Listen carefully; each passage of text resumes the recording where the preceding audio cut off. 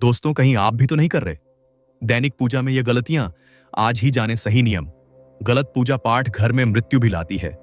गलत पूजा से संकट भरे बादल छा जाते हैं। गलत पूजा स्वयं चांडाल को, भूत प्रेत आत्माओं को, शैतान को प्राप्त होती है। शुभ मंगल परिणाम नहीं, नकारात्मकता घर में बल्कि चली आती है। जानिए सही नियम पूजा के क्या हैं, जो बिन पूजा पाठ के ही फल देती है। दोस्तों, हम सब सोचते हैं कि अगर पूजा गलत तरीके से हो भी गई तो ज्यादा से ज्यादा क्या होगा, भगवान फल नहीं देंगे। लेकिन आप बहुत बड़ी गलतफहमी में हैं। शास्त्रों के अनुसार गलत विधि से की गई पूजा सिर्फ निष्फल नहीं होती, बल्कि वो उल्टा असर करने लगती है। एक छोटी सी चूक आपके हंसते खेलते घर को बर्बादी की कगार पर ला सकती है, पितृदोष लगा सकती है और राहु केतु जैसे विनाशकारी शक्तियों को एक्टिव कर सकती है। अगर आपके घर में भी लगातार बीमारियां या तंगी चल रही है तो इस वीडियो की एक एक बात को बहुत ध्यान से सुनिएगा। अक्सर हम शिकायत करते हैं कि इतनी पूजा पाठ के बाद भी मन को शांति क्यों नहीं मिलती। इसका जवाब छुपा है हमारी पूजा करने की विधि और उन छोटी छोटी गलतियों में जिन्हें हम अनजाने में रोज दोहराते हैं। अगर आप भी अपनी दैनिक पूजा से असीम मानसिक शांति, सकारात्मकता और ईश्वर का सच्चा आशीर्वाद पाना चाहते हैं तो आज का यह वीडियो आपके लिए ही है। चलिए समझते हैं पूजा का असली अर्थ और इसके गहरे नियम।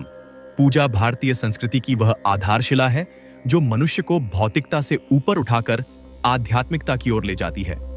पूजा का शाब्दिक अर्थ है पू यानी पवित्र और जा मतलब जन्म, अर्थात वह प्रक्रिया जो हमारे भीतर पवित्रता का जन्म करे। यह केवल कर्मकांड नहीं बल्कि स्वयं के भीतर के ईश्वर से साक्षात्कार का माध्यम है। जब हम पूजा करते हैं तो हम अपनी इंद्रियों को बाहरी विषयों से हटाकर अंतर्मुखी करते हैं। पूजा की महत्ता का अंदाजा इसी बात से लगाया जा सकता है कि प्राचीन काल से ही ऋषियों और मुनियों ने इसे दिनचर्या का अभिन्न अंग माना है। पूजा हमें अनुशासन सिखाती है, धैर्य प्रदान करती है और हमारे जीवन में आने वाले दुखों व कष्टों से ला रचने की मानसिक शक्ति देती है। पूजा का अर्थ केवल मूर्ति के सामने हाथ जोड़कर खड़े होना या मंत्रों का उच्चारण करना नहीं है, बल्कि यह ईश्वर के प्रति समर्पण और अपने मन को शुद्ध करने की एक गहरी आंतरिक प्रक्रिया है। शास्त्रों में कहा गया है कि यथा भावो तथा सिद्धि, जिसका अर्थ है कि आपकी भावना जैसी होगी, ईश्वर की प्राप्ति भी आपको वैसी ही होगी। एक अच्छी और फलदायी पूजा के लिए हमें सही विधि और नियमों का पालन करना चाहिए, क्योंकि पूजा का उद्देश्य केवल अनुष्ठान करना नहीं, बल्कि स्वयं को ईश्वर के चरणों में अर्पित करना है। दैनिक पूजा की शुरुआत करने से पहले मानसिक और शारीरिक तैयारी अत्यंत आवश्यक है।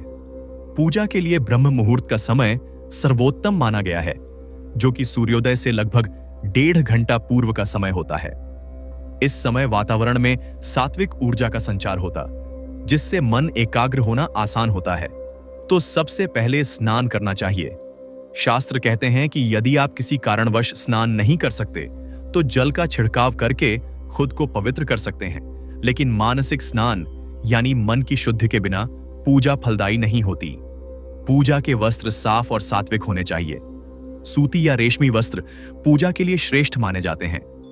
काले, नीले या गहरे रंगों से परहेज करना चाहिए, क्योंकि ये रंग नकारात्मक ऊर्जा को आकर्षित कर सकते हैं। सफेद, पीला या हल्का गुलाबी रंग मानसिक शांति और प्रसन्नता का प्रतीक है। अब बात करेंगे हम पूजा के वास्तविक क्रम और विधि विधान। और पूजा के दौरान आसन का बहुत महत्व है। हमेशा ऊनी, कुशा या रेशमी आसन का उपयोग करें। सीधे जमीन पर बैठकर पूजा करने से पूजा का फल नकारात्मक ऊर्जा या पृथ्वी तत्व द्वारा सोख लिया जाता, जिससे हमें वांछित लाभ नहीं मिल पाता। आसन पर बैठकर सबसे पहले आचमन करना चाहिए। हाथ में थोड़ा जल लेकर उसे 3 बार पीना और फिर हाथों को धोना। यह प्रक्रिया हमारे अंतर्मन और शरीर को पवित्र करती है। आचमन के बाद भगवान का ध्यान करें। अब दीपक जलाना पूजा का सबसे महत्वपूर्ण चरण है। दीपक को देवी देवता के सामने या उनकी दाईं ओर रखा जाना चाहिए। ध्यान रहे कि दीपक की लौ शांत हो और वह बुझे नहीं, क्योंकि पूजा के बीच में दीपक का बुझना अशुभ माना जाता है। दीपक के प्रकाश को ईश्वर के ज्ञान और हमारे भीतर के अंधकार को मिटाने का प्रतीक माना गया है। दीपक को जलने के बाद उसे पूजा के स्थान से हटाना नहीं चाहिए, जब तक कि वह स्वयं न बुझ जाए। अगर पूजा के दौरान दीपक बुझ जाए तो यह एक प्रकार की चूक मानी जाती है, जिसे क्षमा प्रार्थना के द्वारा सुधारा जा सकता है।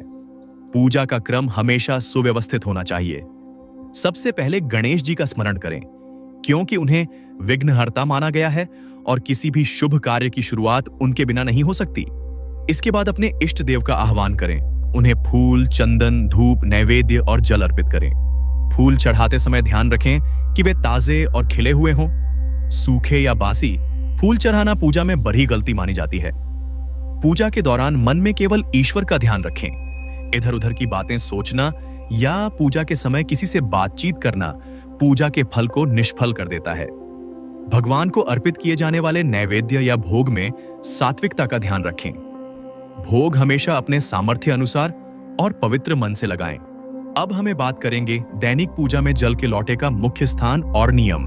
दैनिक पूजा की चौकी या मंदिर में जल से भरे लोटे को रखना अनिवार्य माना गया है, क्योंकि जल को साक्षात वरुण देव का रूप और जीवन का आधार माना जाता है। पूजा शुरू करने से पहले तांबे, पीतल या चांदी के लोटे में साफ जल भरकर उसे भगवान की बाईं ओर यानी आपके दाहिने हाथ की तरफ स्थापित करना चाहिए। इस जल के लोटे को कभी भी सीधे जमीन पर नहीं रखना चाहिए। इसे हमेशा अनाज जैसे चावल या गेहूं की छोटी सी ढेरी बनाकर उसके ऊपर स्थापित करें। शास्त्रों के अनुसार पूजा के दौरान जो भी दिव्य मंत्र शक्तियां और सकारात्मक तरंगें मंदिर में उत्पन्न होती हैं, यह जल का लौटा उन सभी सात्विक तरंगों को अपने भीतर सोख लेता है।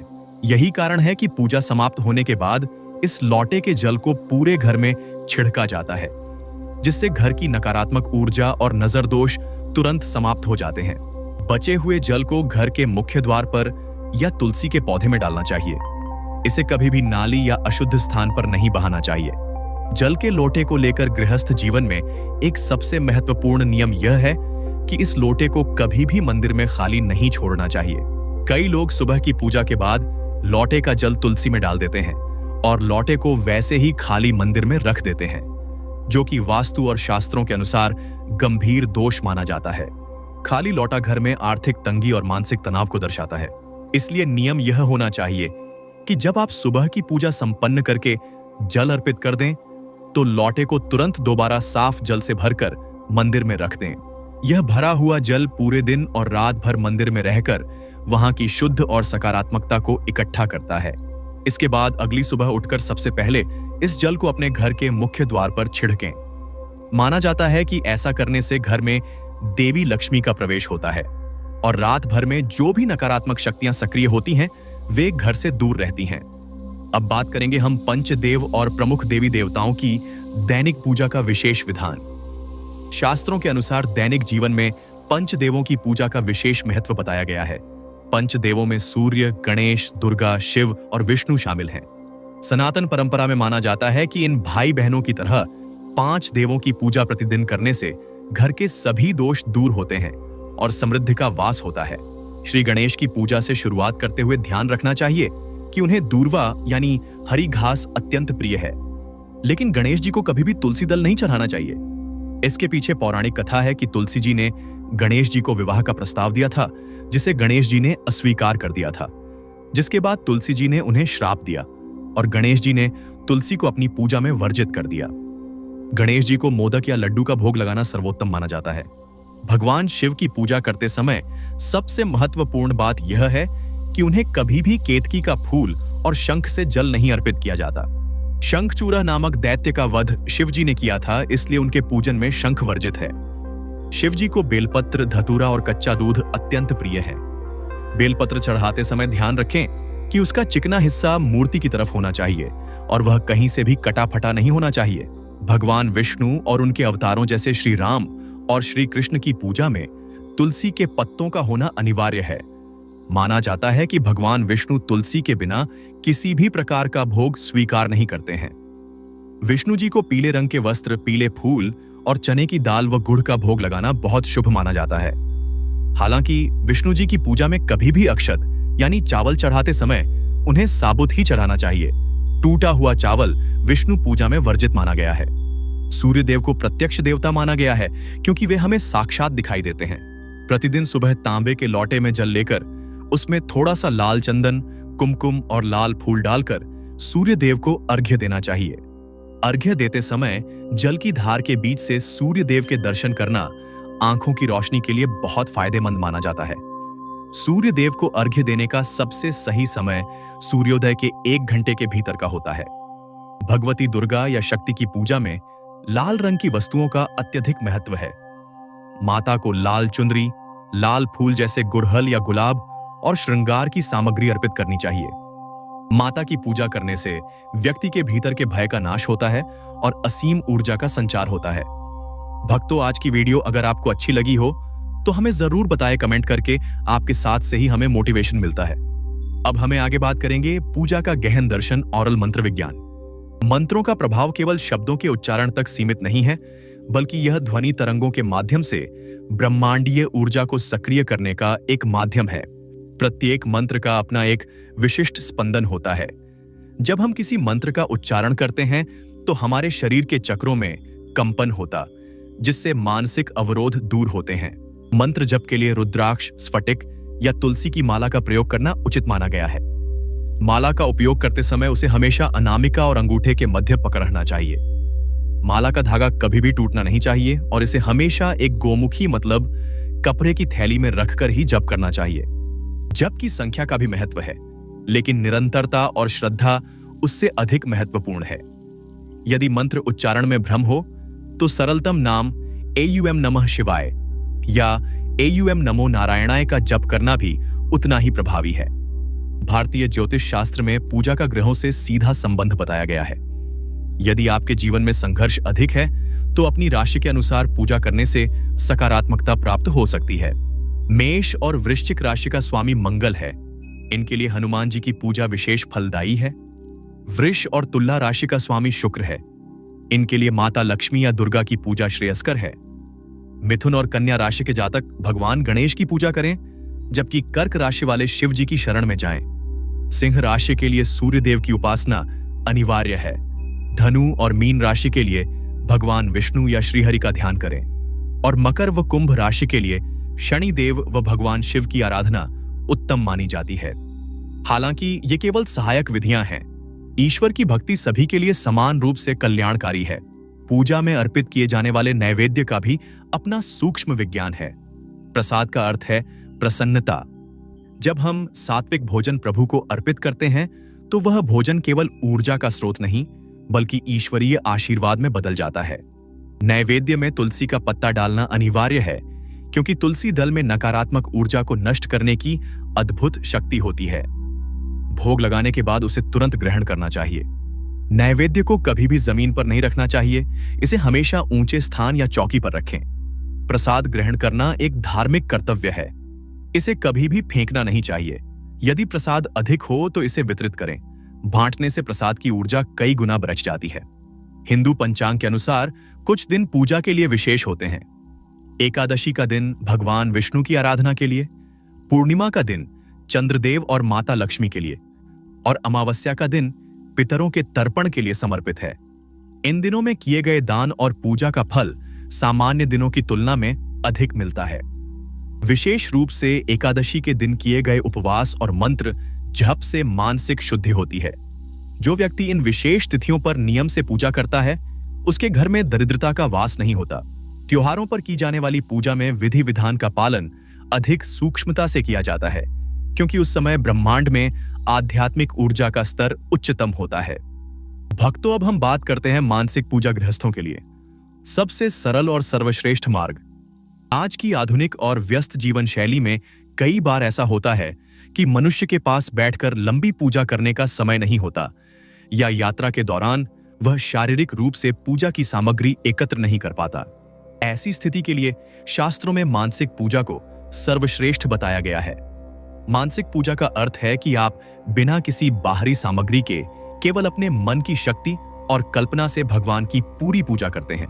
इसके लिए आपको शांत होकर आंखें बंद करनी होती हैं और मन ही मन यह सोचना होता है कि आप भगवान के सामने बैठे हैं।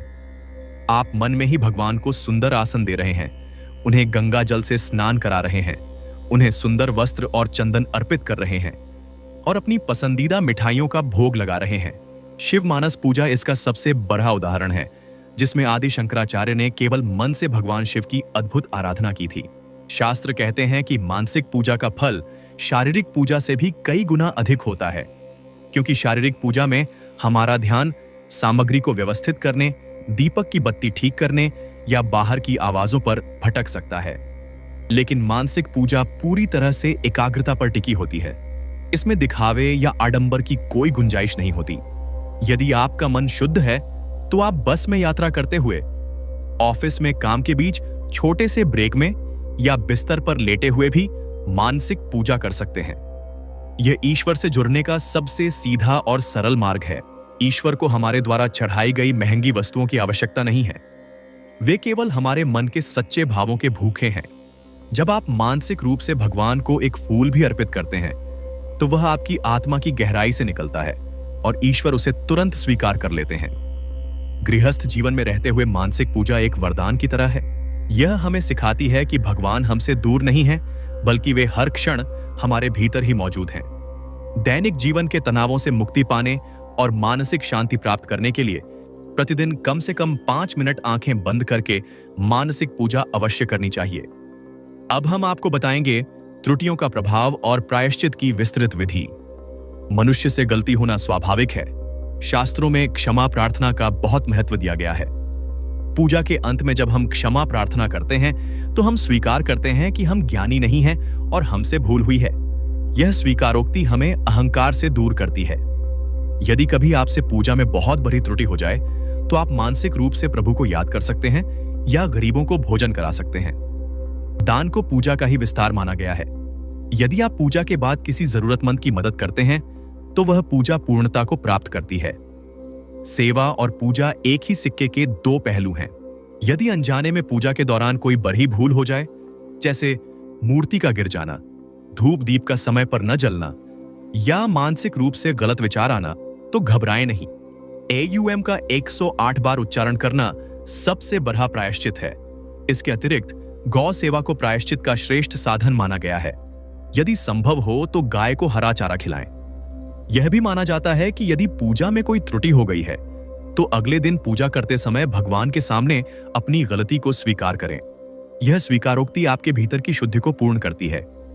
प्रभु के द्वार कभी बंद नहीं होते, वे तो बस आपकी निष्कपट भावना की प्रतीक्षा करते हैं। किसी भी पूजा या मंत्र के अंत में क्षमा प्रार्थना अवश्य करें।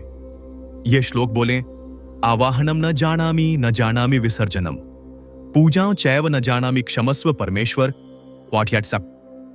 इसका अर्थ है कि हे प्रभु, मुझे न तो आपका आह्वान करना आता है और न ही विसर्जन और न ही पूजा की सही विधि पता है, इसलिए मेरी इन भूलों को क्षमा करें।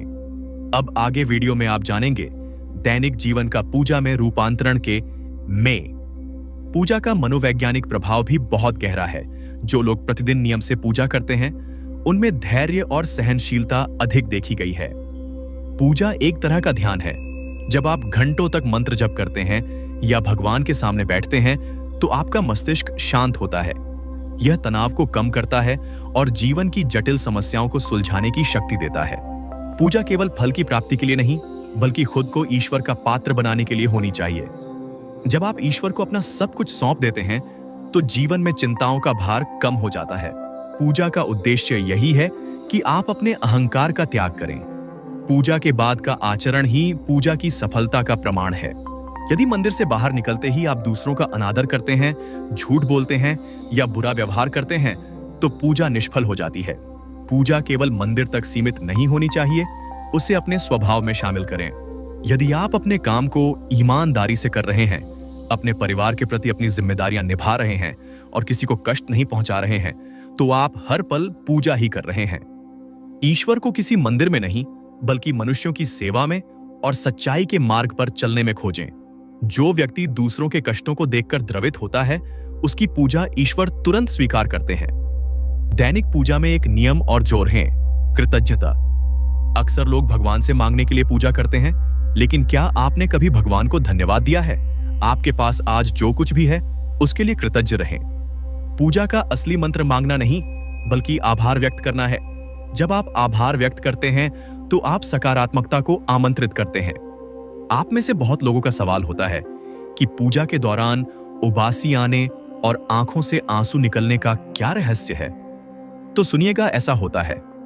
कई बार पूजा करते समय हमारी आंखों से अचानक आंसू आने लगते हैं या बार बार उपासी आने लगती है, जिसे लोग सामान्य समझकर नजरअंदाज कर देते हैं।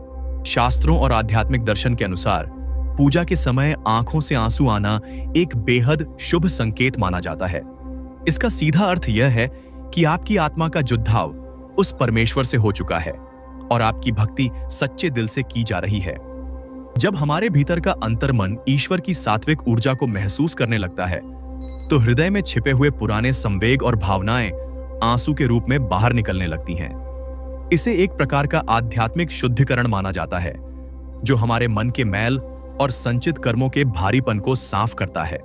वैज्ञानिक दृष्टि से भी जब हम पूरे ध्यान और एकाग्रता के साथ किसी एक बिंदु या दीपक की लौ पर ध्यान केंद्रित करते हैं, तो आंखों की ग्रंथियां सक्रिय हो जाती हैं, जिससे आंसू आने स्वाभाविक हैं। इसके विपरीत पूजा के दौरान बार बार उबासी आने या नींद आने के पीछे एक अलग आध्यात्मिक और मानसिक कारण छिपा होता है। शास्त्रों के अनुसार जब हम पूजा करने बैठते हैं, तो वहां का वातावरण दिव्य और सकारात्मक शक्तियों से भर जाता है। ऐसे में हमारे शरीर के भीतर मौजूद नकारात्मक ऊर्जा, तामसिक विचार और आलस्य उस सात्विक ऊर्जा के दबाव के कारण बाहर निकलने का प्रयास करते हैं। उबासी आना इस बात का प्रतीक है कि आपके भीतर का नकारात्मक तत्व शरीर छोड़ रहा है और सकारात्मक ऊर्जा अपना स्थान बना रही है। वैज्ञानिक दृष्टिकोण से देखा जाए तो जब हमारा मस्तिष्क गहरी शांति या ध्यान की अवस्था में जाने लगता है, तो शरीर पूरी तरह रिलैक्स हो जाता है। इस मानसिक शांति और शिथिलता के कारण फेफड़ों को अधिक ऑक्सीजन की आवश्यकता होती है, जिसके परिणाम स्वरूप हमें बार बार गहरी उबासी आने लगती है। शास्त्रों में यहां तक चेतावनी दी गई है कि जब मंदिर में दिव्य सात्विक शक्तियां आती हैं और उस समय आपको बहुत ज्यादा उबासी, भारीपन या चिड़चिड़ाहट होने लगे, तो समझ जाइए कि आपके शरीर या आपके घर के किसी कोने में कोई बहुत भारी नकारात्मक ऊर्जा या अतृप्त आत्मा छिपी बैठी है। वो सात्विक ऊर्जा को बर्दाश्त नहीं कर पा रही है और आपके शरीर का इस्तेमाल करके बाहर निकलने की कोशिश कर रही है। इसे मामूली आलस्य समझकर छोड़ने की भूल कभी मत करना, क्योंकि यह इस बात का सीधा संकेत है कि आपके घर पर किसी की बुरी नजर या तंत्र बाधा का साया है, जो आपको भगवान की शरण में जाने से रोक रहा है। अंत में यह समझें कि पूजा का मार्ग लंबा है।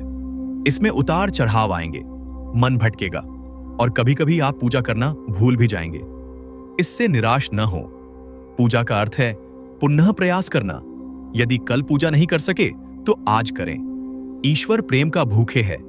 यदि आप पूरी लगन से और मन के सच्चे भाव से मात्र एक लोटा जल भी अर्पित करते हैं, तो वह करोड़ों के अनुष्ठान से बढ़कर है। अपने भीतर के अहंकार को मिटाएं, क्योंकि अहंकार ही ईश्वर से मिलन में सबसे बड़ी बाधा है। पूजा आपको आपके असली स्वरूप यानी आत्मा से परिचित कराती है। अपने मंदिर की शांति और पवित्रता को अपने स्वभाव में लेकर आएं। जब आपका मन शांत, वाणी मधुर और कर्म शुद्ध होंगे, तब आपको ईश्वर को ढूंढने कहीं बाहर नहीं जाना पड़ेगा, बल्कि ईश्वर स्वयं आपके हृदय में निवास करेंगे और आपका जीवन सुख, शांति और आनंद से सराबोर हो जाएगा। तो भक्तों, आज के इस वीडियो में हमने जाना कि कैसे हमारी एक छोटी सी सजगता, सही दिशा और सही नियम हमारी दैनिक पूजा को और अधिक फलदायी व ऊर्जावान बना सकते हैं। याद रखिएगा, ईश्वर को हमारी महंगी वस्तुओं की नहीं, बल्कि हमारे शुद्ध भाव और सच्चे मन की भूख होती है। अगर आपको आज की यह जानकारी मूल्यवान लगी हो, तो कमेंट में जय श्री कृष्ण या AUM नमः शिवाय लिखना न भूलें। इस वीडियो को अपने परिवार और प्रियजनों के साथ भी जरूर शेयर करें, ताकि वे भी अनजाने में होने वाली इन छोटी छोटी गलतियों से बच सकें। ऐसी ही और गहरी आध्यात्मिक, वास्तु और वैज्ञानिक जानकारियों के लिए हमारे चैनल को आज ही सब्सक्राइब करें और बेल आइकन दबाएं। मिलते हैं अगले एक और ज्ञानवर्धक वीडियो में। तब तक के लिए खुद को भीतर से शुद्ध रखें और खुश रहें।